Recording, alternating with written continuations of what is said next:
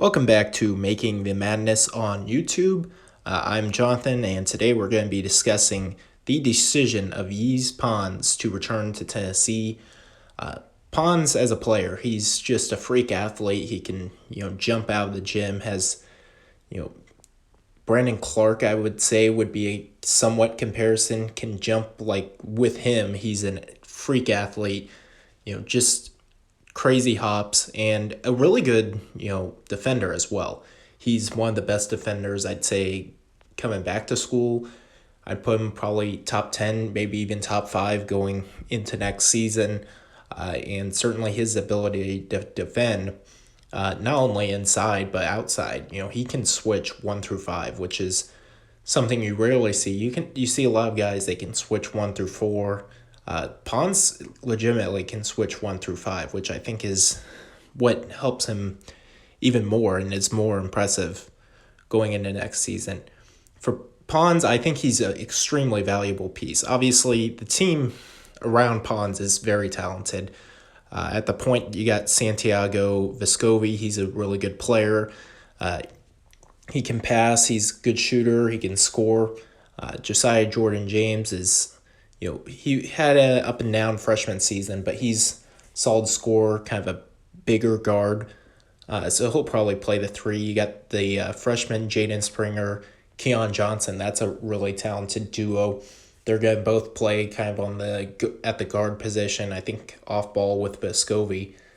And then inside you have John Fulkerson, who's a really talented big man. He can score, really well inside.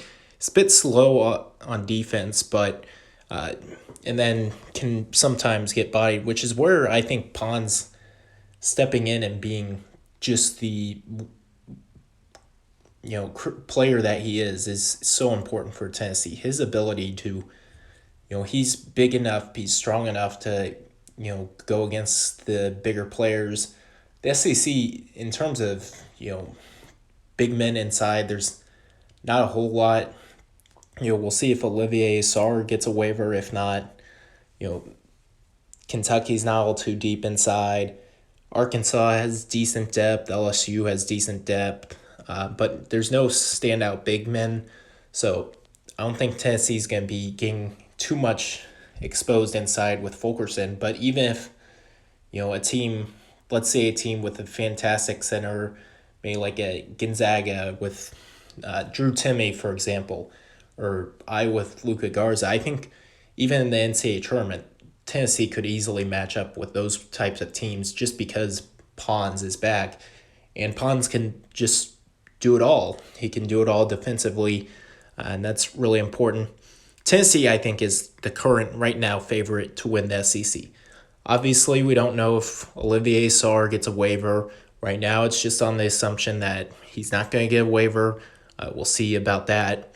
But even if he does, I think that just puts Kentucky kind of in Tennessee's tier. But right now, going into next season, no waiver for Olivier Sarr. Tennessee is the team to beat in the SEC, and a large reason for that, Yves Pons is back for his senior season.